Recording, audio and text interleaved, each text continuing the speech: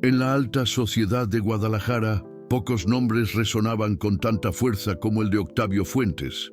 Regidor por 3 periodos consecutivos, había cimentado su carrera sobre la imagen intachable de un hombre de familia ejemplar y defensor de los valores tradicionales. Su matrimonio con Elena Vasconcelos, heredera de una de las mayores fortunas de Jalisco, había sido la culminación de una trayectoria política cuidadosamente orquestada.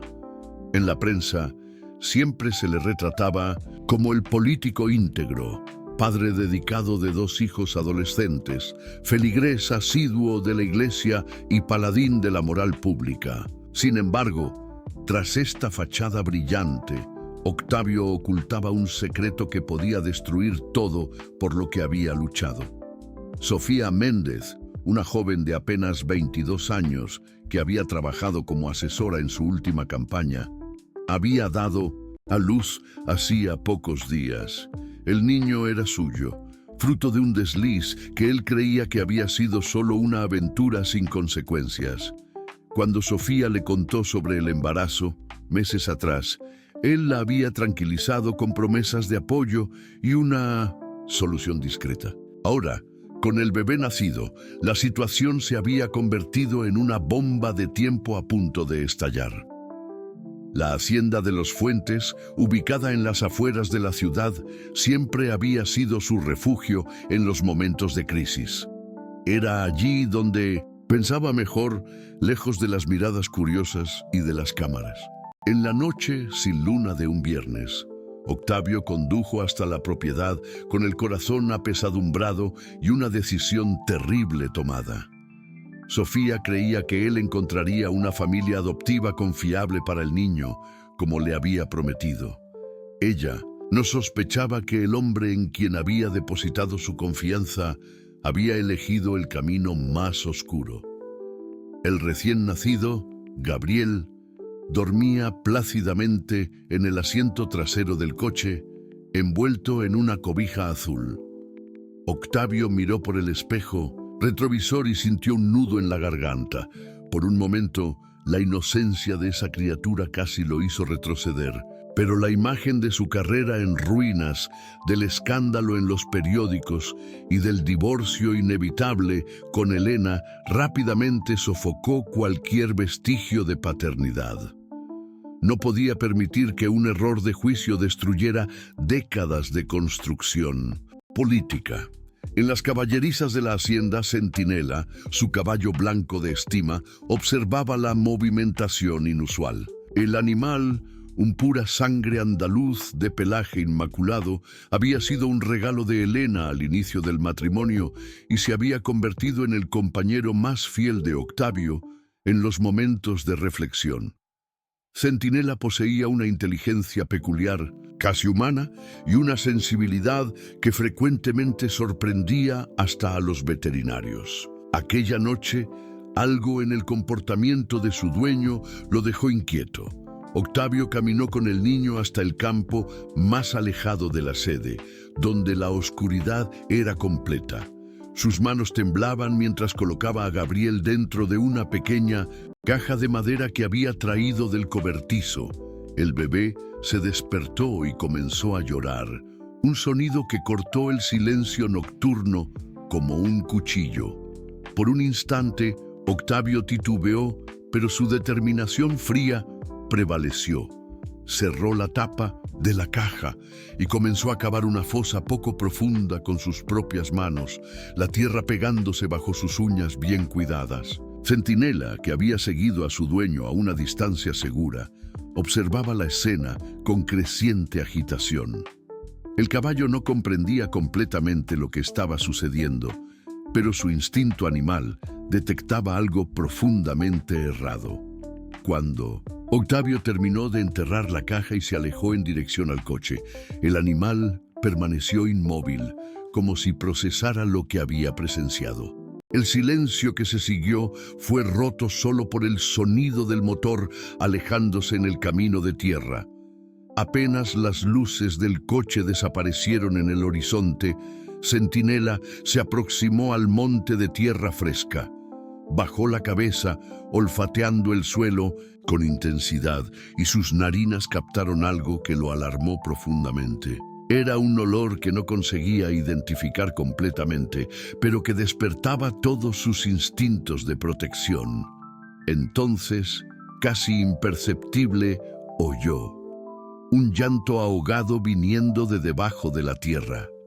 El caballo comenzó a cavar furiosamente con los cascos delanteros, removiendo la tierra con una determinación que trascendía su instinto animal.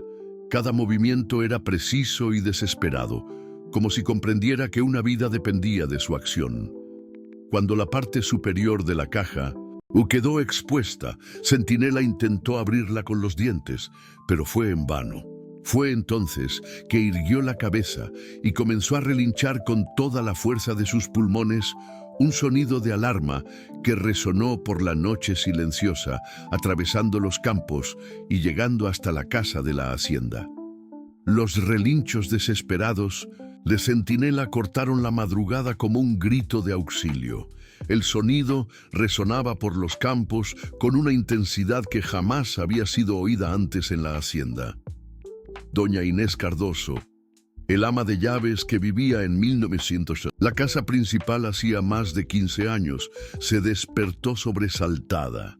A sus 62 años, ella conocía cada sonido de aquella propiedad, desde el canto de los gallos hasta el ruido de los portones chirriando en el viento. Pero aquel relincho era diferente. Cargaba una urgencia que le heló la sangre. Inés saltó de la cama y corrió hasta la ventana. La oscuridad era completa, pero ella podía oír claramente la agitación viniendo del campo distante. Centinela no paraba de relinchar, y había algo en el tono que la hizo vestir rápidamente un abrigo y tomar la linterna que siempre mantenía al lado de la cama. Su instinto, agudizado por décadas cuidando de la hacienda, decía que algo estaba terriblemente errado. Mientras caminaba apresurada en dirección al sonido, Inés pensó en cómo siempre había desconfiado de la personalidad fría del patrón. Octavio Fuentes era educado y correcto con ella, pero había una dureza en sus ojos que la incomodaba profundamente. Ella había criado hijos propios y sabía reconocer compasión genuina, cualidad que nunca había visto en el regidor, ni siquiera cuando él jugaba con los propios hijos. El haz de luz de la linterna danzaba por los campos mientras ella seguía el sonido de los relinchos. Cuanto más se aproximaba, más evidente quedaba la desesperación de Centinela. El caballo estaba parado sobre un monte de tierra fresca, cavando frenéticamente con los cascos delanteros. La escena era extraña y perturbadora. ¿Por qué el animal estaría tan agitado con un puñado de tierra? Fue entonces que Inés oyó un llanto ahogado, casi inaudible, viniendo de debajo del suelo. Su corazón se aceleró. Sin dudar, ella corrió hasta la casa de Bento Silva, el caporal de la hacienda que vivía con la familia en una casa menor a cerca de 200 metros de la sede. Bento era un hombre íntegro, padre de 3 hijos, que trabajaba en la propiedad hacía más de una década. Si alguien podía ayudarla en aquel momento era él. «Bento, Bento, despierte, es urgente». Inés golpeó la puerta con fuerza, sin importarle la hora. La luz se encendió rápidamente y el caporal apareció en la puerta, aún vistiendo el pijama, pero ya completamente alerta.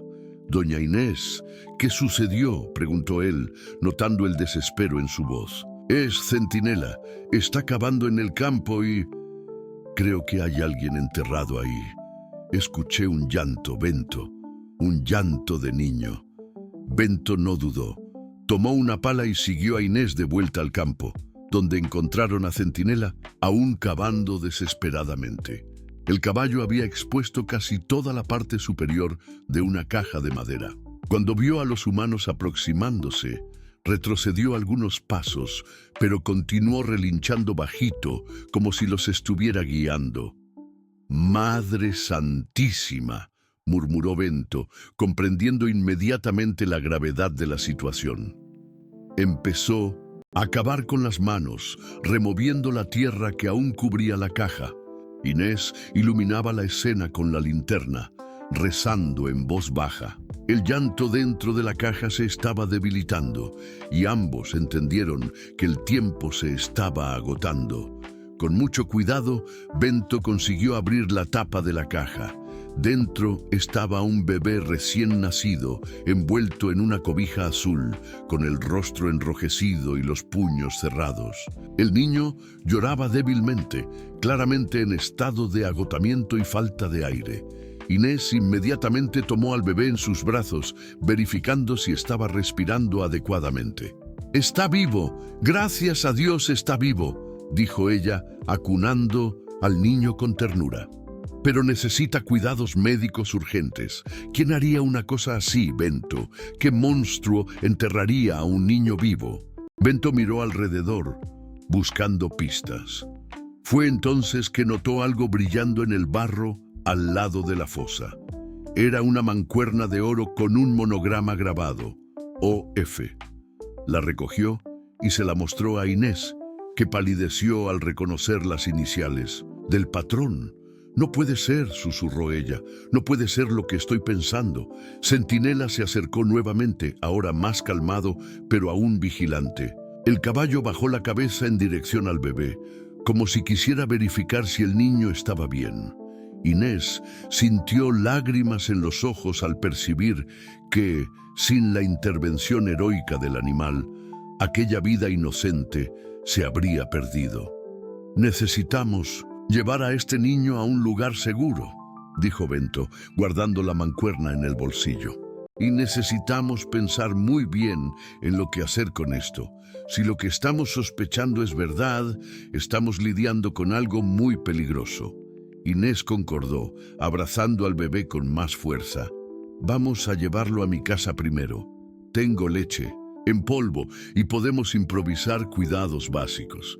Después pensaremos en cómo proceder. Pero una cosa sí sé, este niño no quedará desamparado, no mientras yo esté viva». Los tres volvieron para la casa principal, con Centinela siguiendo al lado, como un guardián silencioso. El caballo había salvado una vida aquella noche, actuando con una inteligencia y compasión que tocaron profundamente el corazón de todos los involucrados. En la sala de Inés, mientras ella preparaba un biberón improvisado, Bento telefoneó a la doctora Elisa Montenegro, la pediatra de la ciudad que atendía emergencias.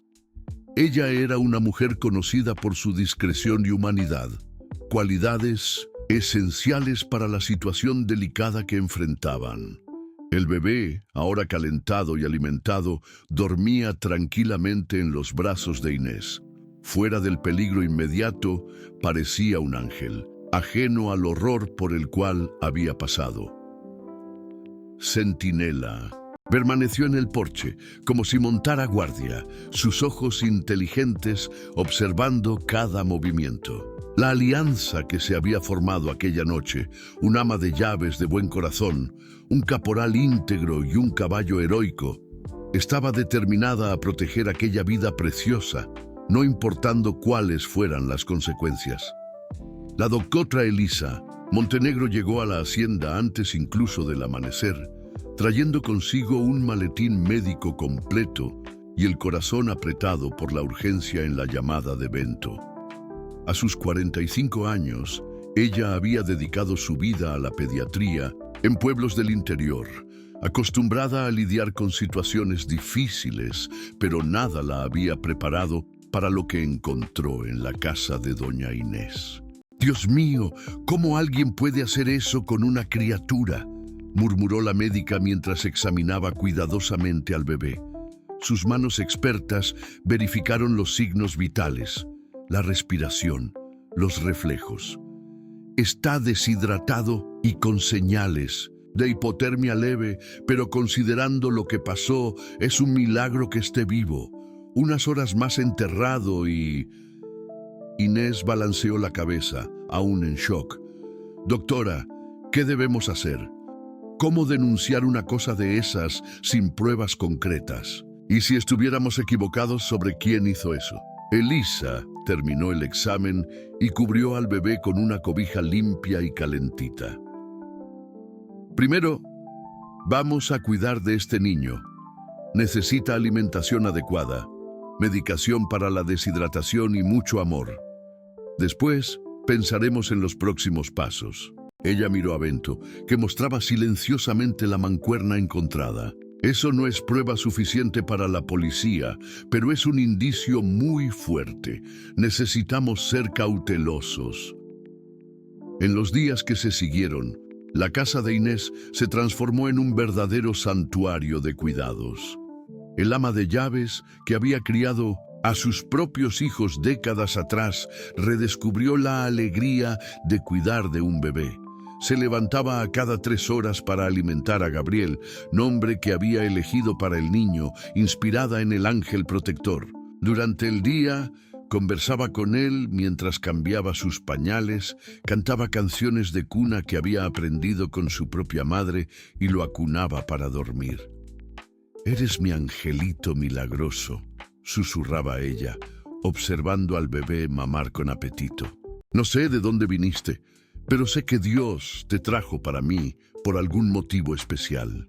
Bento también se involucró profundamente en los cuidados. Todas las mañanas, antes de comenzar el trabajo en la hacienda, pasaba por la casa de Inés para verificar si ella necesitaba algo. Instaló una cuna improvisada en el cuarto del ama de llaves, arregló la mecedora que había pertenecido a la madre de ella e incluso construyó un pequeño corralito para cuando Gabriel se hiciera mayor. Su esposa, María, aunque inicialmente preocupada con las posibles consecuencias, pronto se encantó con la criatura y comenzó a enviar ropita y juguetes que sus propios hijos habían usado. «Este niño tiene una luz especial», decía María, observando cómo Gabriel sonreía cuando la veía. «Mira esos ojitos, cómo brillan. Parece que él sabe que está siendo amado». La doctora Elisa hacía visitas regulares, siempre con el pretexto de verificar el estado de salud del niño. Pero todos sabían que ella también se había apegado al bebé. Trajo vitaminas, medicamentos e incluso un pediatra amigo de confianza, doctor Roberto, que examinó a Gabriel bajo sigilo absoluto. «Este niño fue bendecido 2 veces», comentó doctor Roberto tras un examen completo. «Primero, por haber sobrevivido a lo que pasó. Segundo, por haber encontrado personas como ustedes. Vean cómo él se está desarrollando, cómo reacciona a los cariños. Eso solo es posible cuando una criatura se siente verdaderamente amada». Centinela también se tornó parte integral de esta nueva familia. El caballo había desarrollado un apego especial por el bebé, permaneciendo próximo a la casa de Inés siempre que posible. Cuando Gabriel lloraba, el animal se inquietaba, relinchando suavemente hasta que el silencio volvía. En los días soleados, Inés llevaba al bebé para el jardín en un carrito prestado, y Centinela se aproximaba cuidadosamente, bajando la cabeza para olfatear a la criatura con extrema delicadeza. «Sabes que fue él quien te salvó, ¿verdad, mi ángel?», decía Inés, sosteniendo a Gabriel mientras acariciaba el hocico de Centinela. «Ese caballo especial oyó tus pedidos de auxilio cuando nadie más podía oír». La rutina de cuidados creó lazos profundos entre todos los involucrados. Inés redescubrió el propósito en su vida. A los 62 años se sentía nuevamente necesaria y útil. Gabriel era la luz que había faltado en su existencia después de que sus propios hijos se mudaran para otras ciudades. Ella cantaba para él, contaba historias, mostraba las flores del jardín y los animales de la hacienda. Bento, por su parte, asumió el papel de protector y proveedor.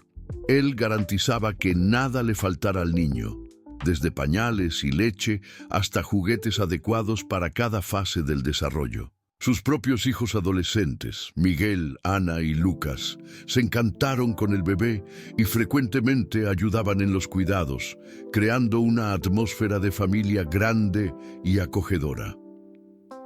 Papá, cuando Gabriel crezca, él va a jugar con nosotros en 1905. ¿La hacienda?, preguntó Ana de 14 años mientras ayudaba a bañar al bebé. Claro que sí, mi hija.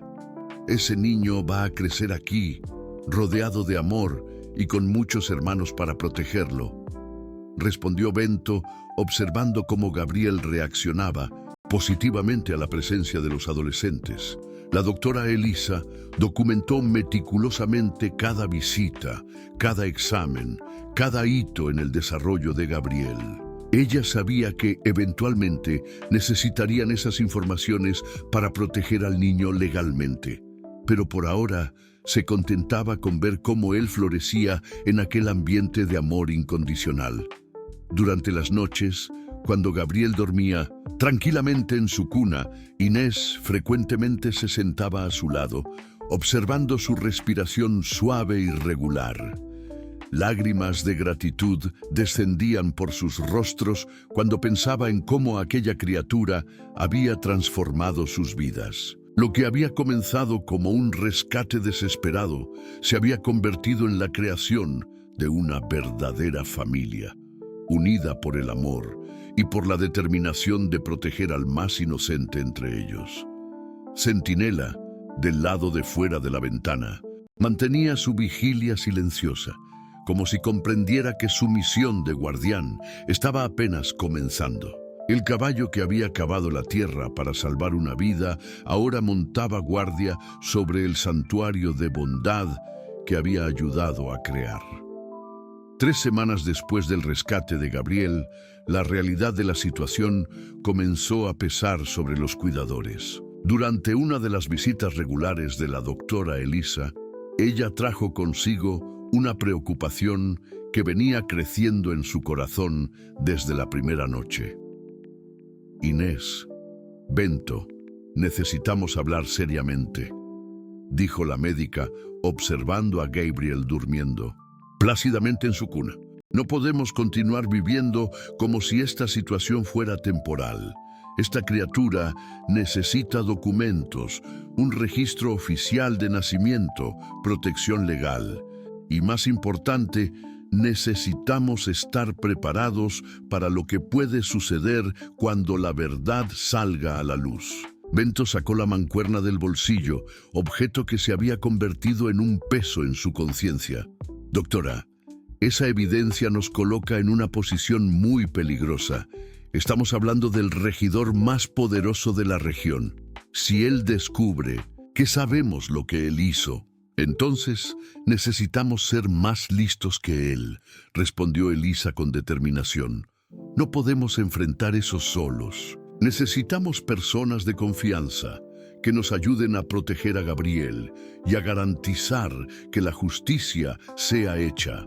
Fue así que comenzó la formación de la alianza más improbable que la pequeña comunidad rural ya había visto. Elisa sugirió que buscaran al padre Miguel Santos, párroco de la iglesia local hacía más de 20 años, conocido por su integridad y coraje moral. El padre había bautizado a los hijos de Bento y siempre había mantenido una relación respetuosa con todos en la región, independientemente de clase social. Padre Miguel, necesitamos de su ayuda en una situación muy delicada, explicó Elisa durante una visita al presbiterio. Ella contó toda la historia, desde el rescate hasta las evidencias que poseían. El padre oyó en silencio, su rostro grave reflejando la seriedad del relato. Hijos míos, ustedes están lidiando con algo que trasciende una simple cuestión legal. Estamos hablando de un alma inocente que fue colocada en sus manos por una razón divina, dijo el padre, haciendo la señal de la cruz. Cuenten conmigo para lo que sea necesario. Esa criatura encontró ángeles de la guarda terrenales y es nuestro deber protegerla. El próximo miembro de la alianza fue la profesora jubilada Concepción Oliveira, de 70 años, que había sido directora de la escuela rural por 3 décadas. Doña Concepción era respetada por toda la comunidad y mantenía una red de contactos que incluía desde hacendados locales hasta autoridades de la ciudad. Más importante aún, ella tenía experiencia en lidiar con situaciones involucrando niños en riesgo. Esa historia me parte el corazón, dijo Concepción después de conocer a Gabriel y oír todo el relato. Pero también me llena de orgullo por ustedes. ¿Cuántas personas pasarían por encima de una situación así, por miedo o conveniencia? Ustedes escogieron el amor sobre la seguridad. Ahora, déjenme ayudar a tornar esa elección sustentable. La profesora trajo consigo una perspectiva práctica esencial. Ella conocía los trámites legales para situaciones de abandono de niños, tenía contactos en el registro civil y sabía cómo proceder para garantizar que Gabriel tuviera documentos válidos. Más importante, ella propuso una estrategia para proteger la identidad del niño caso fuera necesario. Vamos a registrar a Gabriel como sobrino de Inés, hijo de una hermana ficticia que murió en el parto. Tengo contactos en el registro civil que pueden ayudar con eso de forma discreta. Así, él tendrá documentos legales mientras investigamos mejor la situación, sugirió Concepción. El doctor Roberto, que ya había examinado a Gabriel, se tornó oficialmente parte de la alianza cuando Elisa le contó toda la verdad. Él quedó horrorizado al saber de las verdaderas circunstancias del caso, pero su indignación se transformó en determinación. Soy médico hace 25 años y he visto muchas cosas terribles, pero eso sobrepasa cualquier límite, declaró Roberto. Voy a documentar todo médicamente, crear un prontuario completo que puede servir como evidencia a futura. Y más, voy a examinar a Gabriel regularmente para garantizar que él no tenga secuelas del trauma inicial. La red de protección se expandió aún más cuando María, esposa de Bento, trajo a sus amigas del grupo de mujeres de la iglesia. Ellas se organizaron para garantizar que Gabriel siempre tuviera ropa adecuada, juguetes y todo lo que una criatura necesitaba para crecer con dignidad. Rosa, Teresa y Antonia se turnaban para ayudar a Inés con los cuidados diarios, especialmente cuando ella necesitaba ausentarse para resolver cuestiones prácticas. Ese niño no es solo responsabilidad de ustedes, dijo Rosa, una señora de 50 años que había criado a 6 hijos. Él es responsabilidad de toda la comunidad ahora. Nosotras, las mujeres, sabemos lo que es proteger a un niño y no vamos a dejar que nada le suceda. El abogado de la ciudad, Dr. Paulo Méndez, fue el último en unirse al grupo. Inicialmente reacio debido a las implicaciones políticas del caso, él cambió de idea después de conocer a Gabriel personalmente y oír toda la historia del padre Miguel. Este no es apenas un caso legal, es un caso de conciencia, admitió. Paulo, voy a ayudarles a proteger a este niño y a garantizar que cuando llegue la hora tengamos todas las bases legales cubiertas, pero necesitamos ser muy cuidadosos. Octavio Fuentes tiene influencia y recursos. Si él descubre lo que sabemos antes de que estemos preparados, la alianza estableció reuniones semanales en la casa parroquial, siempre en horarios discretos. Cada miembro tenía un papel específico. Inés y Bento cuidaban del día a día de Gabriel. Elisa y Roberto monitoreaban su salud. Concepción organizaba los aspectos legales y educacionales. El padre Miguel ofrecía apoyo espiritual y moral. Las mujeres de la iglesia garantizaban soporte material. Y Paulo preparaba la estrategia legal para el futuro. Somos más que una alianza, reflexionó el padre Miguel durante una de esas reuniones. Somos una familia escogida por Dios para proteger a una de sus criaturas más inocentes. Gabriel no sabe aún, pero él tiene más padres y madres de lo que podría imaginar. Centinela, que se había tornado una especie de mascota del grupo, frecuentemente aparecía durante las reuniones, como si comprendiera que hacía parte de aquella misión colectiva. El caballo había desarrollado un instinto protector tan fuerte que se inquietaba siempre que Gabriel lloraba, incluso estando distante. La red del bien estaba formada, fuerte y determinada. Cada miembro sabía que estaba arriesgando mucho al desafiar a un hombre poderoso como Octavio Fuentes, pero todos concordaban que algunas batallas valían cualquier riesgo. Gabriel dormía tranquilamente en su cuna, cercado por más amor y protección de lo que muchos niños nacidos en familias tradicionales. La comunidad se había unido en torno a una causa mayor, y esa unión sería testada muy pronto. Un mes después del rescate de Gabriel, Octavio Fuentes comenzó a sentir el peso de la paranoia creciendo en su pecho. Lo que inicialmente había sido un alivio silencioso por el problema resuelto, ahora se transformaba en una ansiedad constante que corroía sus noches de sueño. Sofía había parado de llamar, lo que debería haberlo tranquilizado, pero al contrario, creaba una inquietud aún mayor. Durante una visita de rutina a la hacienda, él notó algo extraño en el comportamiento de doña Inés. El ama de llaves, siempre discreta y eficiente, parecía evasiva cuando él preguntaba sobre el movimiento en la propiedad. Peor aún, él había notado que Centinela, su caballo de estima, demostraba una agitación inusual en su presencia, como si el animal lo rechazara. «Inés, ¿has notado algo diferente en Centinela últimamente?», preguntó él, observando cómo el caballo se alejaba cuando él se aproximaba a las caballerizas. «No, señor, está todo normal», respondió ella, pero Octavio percibió que ella desviaba la mirada. «Tal vez sea la edad.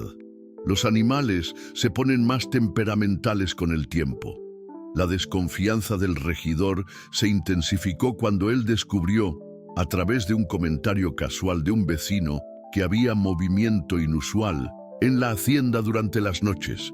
Coches desconocidos, personas entrando y saliendo, reuniones que parecían secretas. Su mente política, siempre alerta para conspiraciones, comenzó a crear teorías sobre lo que podría estar sucediendo en 1900, su propiedad. La gota que derramó el vaso vino cuando Sofía finalmente lo buscó, 3 semanas después del silencio. Ella apareció en su oficina política, visiblemente abatida y con los ojos rojos de tanto llorar. «Octavio, necesito saber qué sucedió con mi hijo», dijo ella, la voz temblando. «La familia que dijiste haber encontrado para adopción, quiero conocerlos, quiero saber si él está bien». El regidor sintió la sangre helar. «Sofía, ya conversamos sobre eso. La adopción fue cerrada, anónima. Es mejor para todos, incluso para ti. Tú puedes rehacer tu vida sin...» «No», ella interrumpió, con una determinación que él no esperaba. «Yo cambié de idea. No consigo vivir sin saber cómo él está. He tenido sueños terribles, pesadillas en que algo malo le sucedió. Necesito pruebas de que él está bien». Octavio intentó mantener la calma, pero su mente disparó en pánico. Si Sofía continuaba investigando, si ella descubriera que no había familia ninguna, si ella fuera a la policía, él necesitaba controlar la situación antes de que ella huyera completamente de sus manos. «Sofía, estás siendo histérica. Sueño malo y ansiedad son normales después del parto. Voy a pagar para que hagas una terapia, tal vez un viaje para despejarte. Pero no puedo y no voy a romper el acuerdo de adopción». Ella lo encaró con una intensidad que lo incomodó.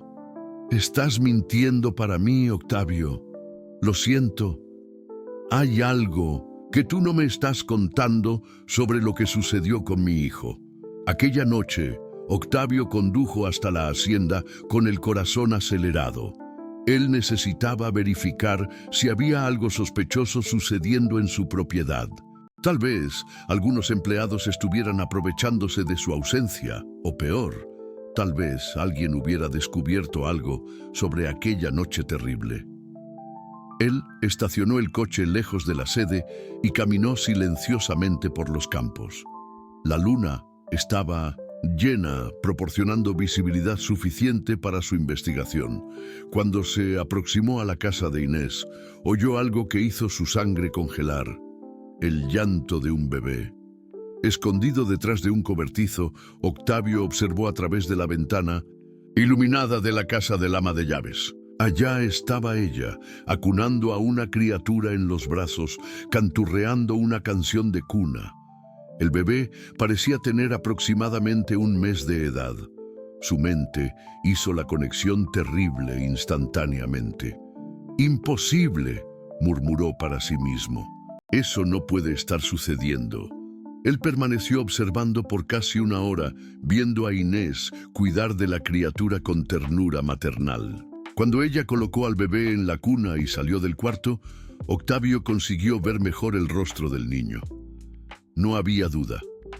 Era Gabriel, vivo y aparentemente saludable. La revelación lo alcanzó como un rayo. Alguien había desenterrado a la criatura. Alguien sabía lo que él había hecho.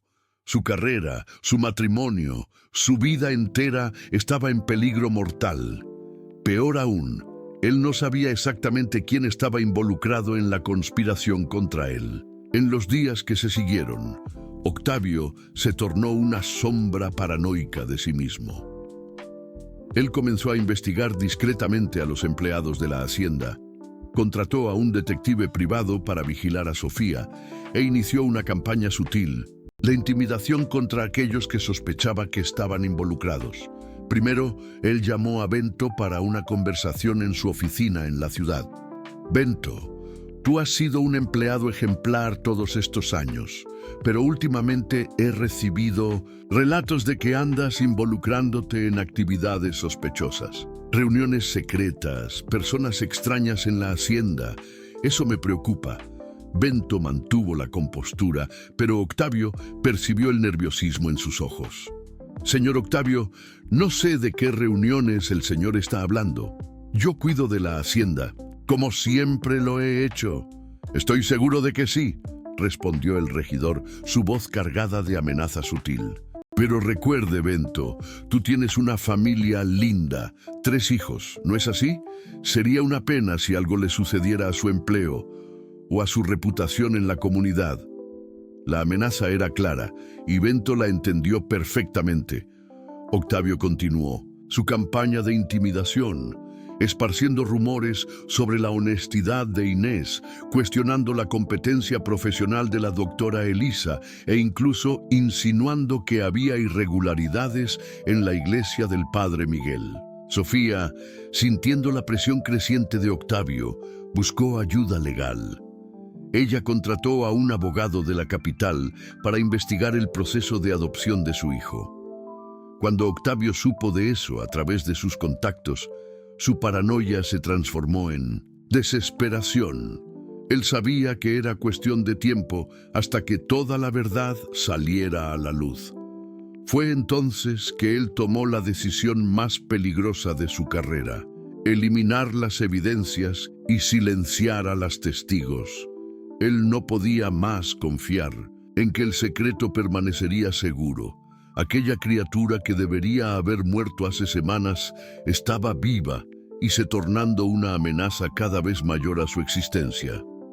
«Si no conseguí resolver ese problema de la primera vez», murmuró para sí mismo, mirando por la ventana de su oficina, «voy a tener que ser más definitivo ahora. Nadie puede saber lo que yo hice. Nadie». La sombra del villano había retornado, más peligrosa que nunca, y de esta vez él no dudaría en hacer lo que fuera necesario para proteger sus secretos, incluso si eso significara destruir a todos aquellos que se habían tornado la familia de Gabriel. La tensión en la hacienda alcanzó el punto crítico cuando Sofía desapareció.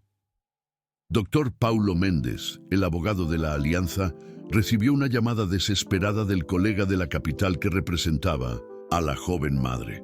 Sofía había salido de casa por la mañana para encontrarse con él y discutir los próximos pasos de la investigación sobre su hijo, pero nunca llegó a la oficina. Su coche fue encontrado abandonado en una carretera secundaria con señales de que había sido forzada a salir. Eso no es coincidencia, dijo Paulo durante una reunión de emergencia en la casa parroquial. Octavio descubrió que Sofía estaba investigando. Él la secuestró o la está manteniendo en algún lugar para silenciarla. El padre Miguel balanceó la cabeza, preocupado. Si él fue capaz de hacer eso con la propia madre del niño, imaginen lo que no hará con nosotros. Necesitamos actuar rápidamente. Fue entonces que la doctora Elisa trajo un descubrimiento que cambió todo. Durante una de sus visitas regulares para examinar a Gabriel, ella había notado algo peculiar en las manos del bebé. Pequeñas cicatrices en los dedos, casi imperceptibles, pero características de heridas causadas por astillas de madera. Esas marcas son consistentes con un niño que fue colocado en un ataúd de madera áspera, explicó ella mostrando fotografías médicas detalladas. Más importante aún, encontré fragmentos microscópicos de madera debajo de las uñas de él. Los envié para análisis laboratorial y descubrí algo extraordinario. El análisis reveló que la madera era de una especie específica de pino, tratada con un barniz particular que era usado exclusivamente por una carpintería local. La misma carpintería que había fornecido muebles para la hacienda de Octavio en los últimos años. Eso es nuestra prueba, declaró Concepción, la profesora jubilada sosteniendo los documentos laboratoriales. Junto con la mancuerna que Bento encontró, tenemos evidencias suficientes para procesar criminalmente al regidor. Pero antes que pudieran decidir cómo proceder, Bento llegó corriendo a la reunión con el rostro pálido de terror. Él sabe, dijo ofegante. Octavio sabe de todo. Él me llamó hoy temprano y dejó claro que descubrió sobre Gabriel. Más que eso, él tiene a Sofía. Ella está prisionera en la antigua casa del casero, en el lado oeste de la hacienda. El caporal explicó que había sido forzado a revelar la localización de Gabriel después de Octavio amenazar herir a Sofía enfrente de él. Él me dijo que si no contase dónde estaba la criatura, él mataría a la muchacha. Yo no podía dejar que eso sucediese. Tú hiciste lo que tenías que hacer, tranquilizólo el padre Miguel. Ahora necesitamos salvar tanto a Sofía como a Gabriel. Doctor Roberto, que había permanecido en silencio, finalmente habló. Hay algo más que ustedes necesitan saber. Octavio no vino solo a la hacienda hoy. Él trajo a 2 hombres que no conozco. Parecen ser matones, tipos peligrosos. Él está planeando algo terrible. La situación se tornó aún más desesperadora cuando Inés llegó a la iglesia cargando a Gabriel con lágrimas en los ojos. Él mandó un recado, dijo ella temblando. Dijo que si no entregamos a la criatura hasta medianoche, él matará a Sofía y después vendrá atrás de todos nosotros. El plan diabólico de Octavio se reveló en su totalidad a través de una grabación que él había enviado para Paulo. En el mensaje, el regidor explicaba fríamente su estrategia. Ustedes tienen 2 horas para traer a la criatura bastarda para la antigua casa del casero. Vengan solos, sin policía. Si intentan engañarme, la muchacha muere. Después que yo resuelva ese problema definitivamente, ustedes todos van a desaparecer también. No puedo permitir que testigos permanezcan vivas. La grabación continuaba con detalles sobre cómo él planeaba eliminar tanto a Gabriel como a Sofía, haciendo parecer un accidente. Después, él usaría su influencia política para culpar a la propia alianza por el desaparecimiento del niño, alegando que ellos habían secuestrado al bebé para chantajearlo. Él está completamente enloquecido, murmuró Concepción. No hay más nada del político calculista que conocíamos. Él se tornó un asesino desesperado, Doctor Paulo analizó la situación legal rápidamente. Incluso que consigamos salvar a Gabriel y a Sofía, él aún tiene poder suficiente para destruir nuestras vidas. Necesita ser expuesto públicamente, de forma que no pueda esconderse atrás de su posición política. Fue entonces que Rosa, una de las mujeres de la iglesia, trajo una información crucial. Mi marido trabaja en la emisora de radio local. Él dijo que hay un equipo de periodistas de la capital investigando rumores sobre corrupción en la Cámara Municipal. Ellos están en la ciudad hace 2 días, buscando por informaciones sobre Octavio. Perfecto, dijo Paulo. Vamos a usar eso. Necesitamos un plan que no apenas salve a Gabriel y a Sofía, sino que también exponga a Octavio públicamente, de forma que él no pueda escapar de las consecuencias. El grupo rápidamente elaboró una estrategia arriesgada. Ellos irían hasta el local determinado por Octavio, pero no solos. Los periodistas serían discretamente posicionados para filmar y grabar todo, mientras la policía quedaría de prontitud en una distancia segura. La mancuerna y las evidencias médicas serían entregadas simultáneamente a las autoridades y a la prensa. Será peligroso, admitió Bento. Si algo sale errado, todos nosotros podemos morir. Y si no hacemos nada, Gabriel y Sofía ciertamente morirán, respondió Inés, abrazando al bebé con fuerza. Este niño fue salvado por un milagro una vez. Tal vez sea hora de otro milagro. Centinela, que había estado inquieto durante toda la reunión, como si sintiera el peligro en el aire, se aproximó a la ventana de la iglesia. El caballo relinchó bajito, un sonido que todos ya habían aprendido a interpretar como un aviso. El tiempo se estaba agotando, y la batalla final entre el bien y el mal estaba a punto de comenzar. «Que Dios nos proteja», susurró el padre Miguel, haciendo la señal de la cruz sobre Gabriel, «y que la verdad prevalezca sobre la oscuridad». La medianoche se aproximaba cuando Octavio Fuentes llegó a la antigua casa del casero, acompañado por 2 hombres de apariencia siniestra. El local, hacía mucho abandonado, quedaba en un área aislada de la hacienda, cercada por eucaliptos que creaban sombras densas debajo de la luz de la luna.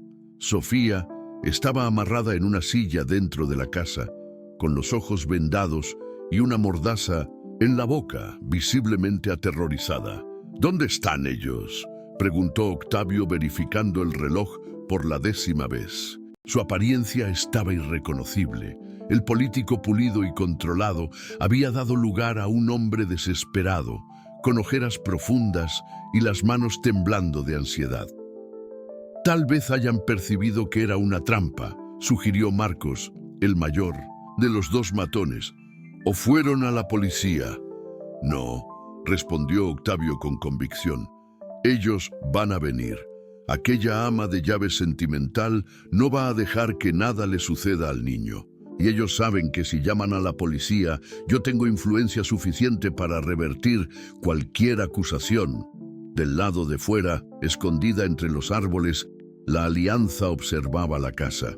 Bento, doctor Paulo, padre Miguel y doctor Roberto estaban posicionados estratégicamente alrededor del perímetro, mientras Inés sostenía a Gabriel en los brazos, protegida por Concepción y Rosa en un local más seguro. Los periodistas de la capital estaban escondidos con cámaras de visión nocturna, prontos para capturar todo. «Recuerden el plan», susurró Paulo en el radiocomunicador que habían improvisado. «Necesitamos que él confiese todo antes de actuar. Las cámaras están grabando, pero necesitamos de una confesión clara». Inés respiró hondo y comenzó a caminar en dirección a la casa cargando a Gabriel. Cada paso era un esfuerzo sobrehumano de coraje. Cuando llegó a la puerta, ella gritó: «Octavio, estoy aquí. Traje al niño como tú pediste». La puerta se abrió violentamente y el regidor apareció con un arma en la mano. «¡Finalmente!». Pensé que iban a intentar engañarme. Sus ojos brillaban con una locura que hizo a Inés retroceder instintivamente. «Suelta a Sofía primero», pidió ella intentando mantener la voz firme. «Después conversamos sobre lo que tú quieres». «Yo quiero que ese problema desaparezca definitivamente», respondió Octavio, apuntando el arma para Gabriel. «Esa criatura debería haber muerto hace semanas. Ustedes interfirieron en mi plan y ahora todos van a pagar por eso». «¿Por qué, Octavio?», preguntó Inés, sabiendo que necesitaba hacerlo hablar. «¿Por qué hacer eso con tu propio hijo?». «Porque él iba a destruir todo», explotó el regidor. «Mi carrera, mi matrimonio, mi reputación. Yo no podía dejar que un error de juicio con aquella muchacha idiota arruinase décadas de trabajo». Las cámaras escondidas captaron cada palabra, cada expresión de crueldad en su rostro. Pero Octavio no había terminado su confesión. «¿Ustedes creen que son héroes, no creen?», continuó él, su voz cargada de desprecio. «Salvaron a una criatura que yo enterré viva. Pensaron que podrían chantajearme, exponerme. Pero yo soy más listo que ustedes. Hoy todos los problemas serán resueltos de una vez». Fue entonces que Marcos salió de la casa, arrastrando a Sofía. La joven madre estaba en estado de choque, pero sus ojos se iluminaron al ver a Gabriel en los brazos de Inés. «Mi bebé», ella murmuró a través de la mordaza, lágrimas rodando por su rostro. «¡Qué escena tocante!», ironizó Octavio. «La reunión de la familia antes del fin. Marcos, agarra al niño. Vamos a terminar lo que comenzamos». Cuando el matón se aproximó de Inés, ella retrocedió, protegiendo a Gabriel con el cuerpo. «No voy a dejar que ustedes lo hieran». «Entonces ustedes dos mueren juntos», declaró Octavio, apuntando el arma para ambos. Fue en ese momento que Centinela apareció como un fantasma blanco emergiendo de la oscuridad. El caballo había seguido al grupo silenciosamente y ahora galopaba directamente en dirección a Octavio, con una furia que ninguno de los presentes había visto antes. El animal relinchó alto, un sonido que resonó por la noche como un grito de guerra. «¿Qué diablos?», comenzó Octavio, pero no tuvo tiempo de terminar la frase. Centinela se irguió en las patas traseras y sus cascos delanteros atingieron al regidor en el pecho, derribándolo y haciendo el arma volar lejos. El caos se instaló instantáneamente. Marcos intentó sacar su propia arma, pero Bento emergió de los árboles y lo atacó por detrás. El segundo matón, agarrado de sorpresa, fue derribado por Dr. Roberto, que había sido atleta en la juventud. «¡Corran!», gritó Paulo, saliendo de su escondrijo. «Lleven a Gabriel y a Sofía. ¡De aquí!». Inés corrió con el bebé en dirección al local donde Concepción y Rosa estaban escondidas, mientras Padre Miguel se dirigía para liberar a Sofía. Pero Octavio, incluso herido, consiguió levantarse y recuperar el arma. «Nadie sale de aquí vivo», gritó él, disparando descontroladamente en la dirección del grupo. Centinela, percibiendo que su primer ataque no había sido suficiente, invistió nuevamente contra Octavio. De esta vez, el caballo usó todo su peso para derribar al regidor definitivamente, pisoteando la mano que sostenía el arma hasta que él la soltó con un grito de dolor. ¡Mi brazo! ¡Mi brazo está quebrado!», gimió Octavio caído en el suelo. Los periodistas que habían capturado toda la escena comenzaron a aproximarse con sus cámaras. «Regidor Fuentes, usted confesó en la grabación que intentó asesinar a su propio hijo. ¿Tiene algún comentario?». Octavio miró alrededor, percibiendo por la primera vez la presencia de los reporteros. Su rostro palideció al comprender que todo había sido grabado. «Ustedes no entienden. Yo no tuve elección. Mi carrera, su carrera acabó», declaró Dr. Paulo, aproximándose con los documentos de las evidencias médicas y la mancuerna. «Tenemos pruebas suficientes para procesarlo por tentativa de homicidio, secuestro e intento de asesinato». Sofía, finalmente liberada, corrió en dirección a Inés y Gabriel. ¡Mi hijo! ¡Mi bebé! Ella lloraba, tomando a la criatura en los brazos por la primera vez en semanas. Pero Octavio no había desistido completamente. Con el brazo bueno, él consiguió agarrar un cuchillo que había caído del bolsillo de uno de los matones. «Si yo voy a caer, todos ustedes vienen. ¡Ah, conmigo!». Él se levantó tambaleando e invistió contra Sofía y Gabriel. Centinela, en un último acto heroico, se colocó entre el regidor y la madre con el bebé, recibiendo la cuchillada destinada a ellos. El caballo relinchó de dolor, pero no se alejó, formando una barrera protectora con su propio cuerpo.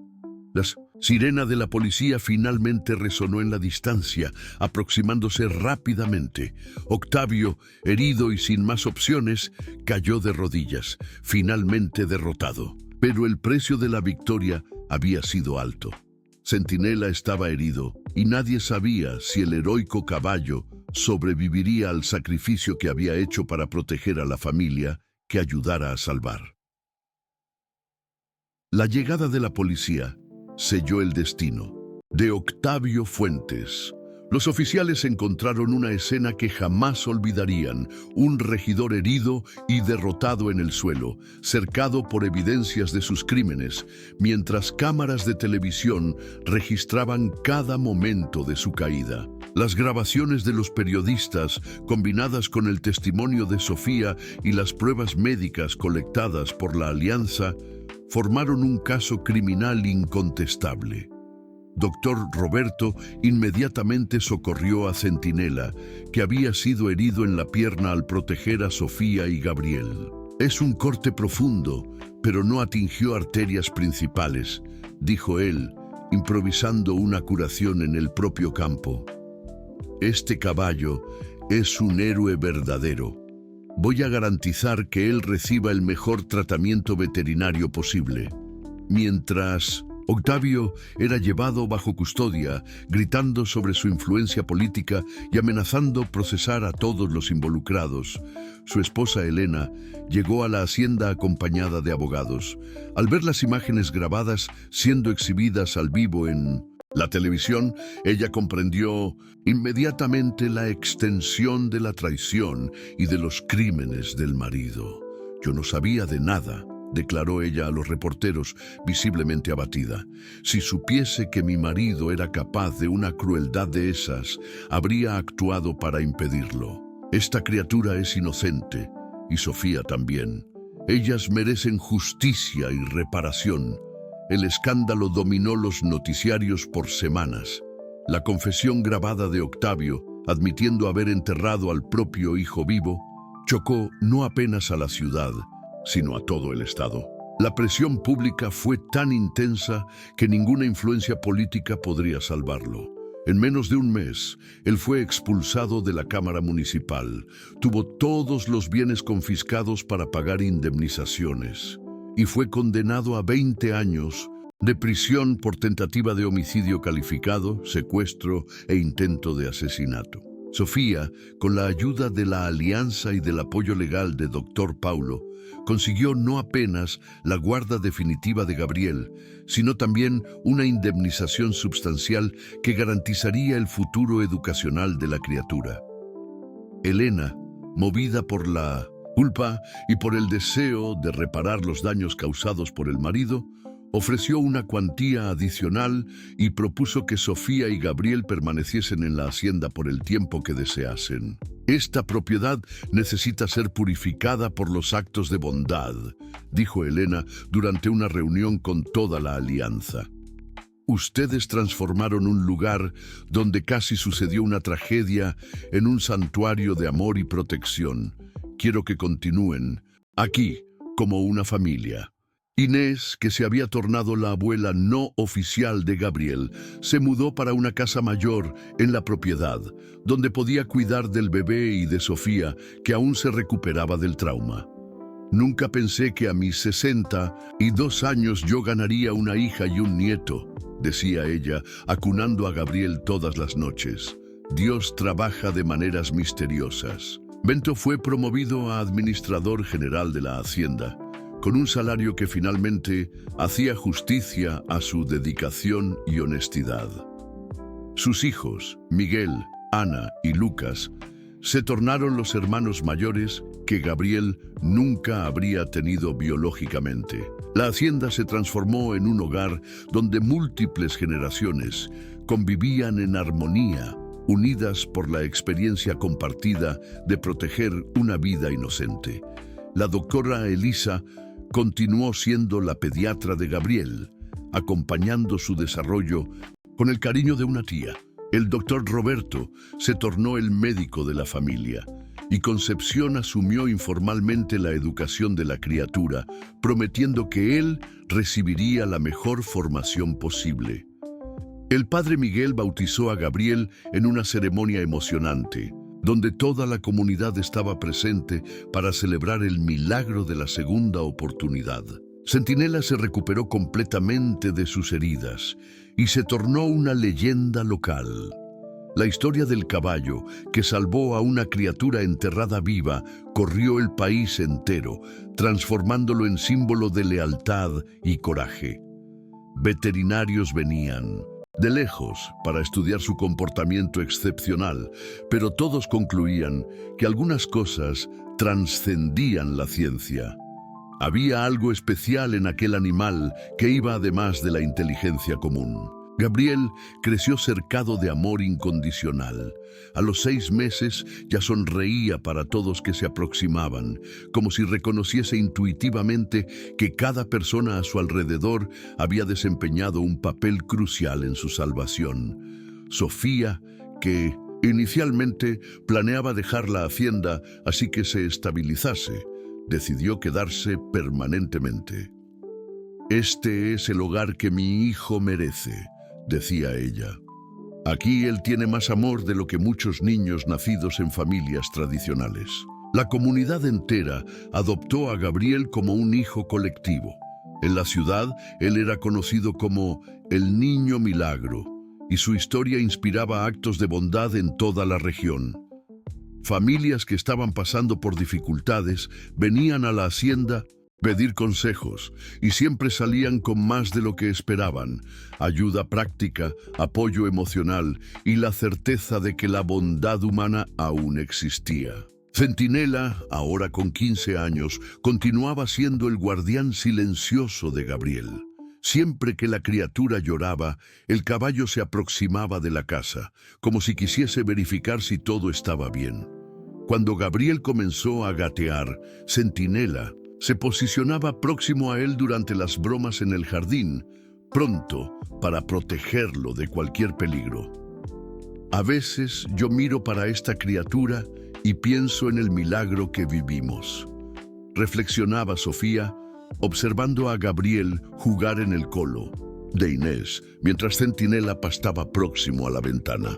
Él podría haber muerto en aquella noche terrible, pero al contrario, encontró más amor de lo que podría imaginar. Y nosotros, todos, encontramos un propósito mayor en nuestras vidas. La hacienda se tornó un lugar de peregrinación para personas que oían la historia de Gabriel y Centinela. Muchos venían apenas para ver al caballo héroe y conocer a la familia que se formara a través de la tragedia transformada en triunfo. La alianza del bien se había tornado una familia real, unida para siempre por los lazos forjados en la noche en que escogieron el amor sobre la indiferencia, la coraje sobre el miedo. Y así, Gabriel creció sabiendo que había sido salvado no apenas por un caballo extraordinario, sino por una comunidad entera que decidió que algunas batallas valen cualquier riesgo. Su historia se tornó leyenda, un recordatorio eterno de que la bondad humana puede prevalecer incluso en las circunstancias más sombrías, y que a veces los ángeles de la guarda tienen 4 patas y un corazón valiente. Queridos oyentes, esperamos que la historia de Gabriel y su ángel de la guarda de 4 patas haya tocado profundamente sus corazones. Para continuar esta jornada emocional, preparamos una playlist especial con historias igualmente cautivantes sobre la fuerza del amor y de la comunidad. Encuéntrenla cliqueando a su izquierda. Si esta historia los emocionó, no se olviden de suscribirse en nuestro canal y dar me gusta para que podamos continuar compartiendo historias que celebran lo mejor de la humanidad. Todos los días traemos narrativas únicas que prueban que la bondad aún existe en nuestro mundo. Esperamos ustedes en los comentarios para saber cómo esta historia tocó sus vidas.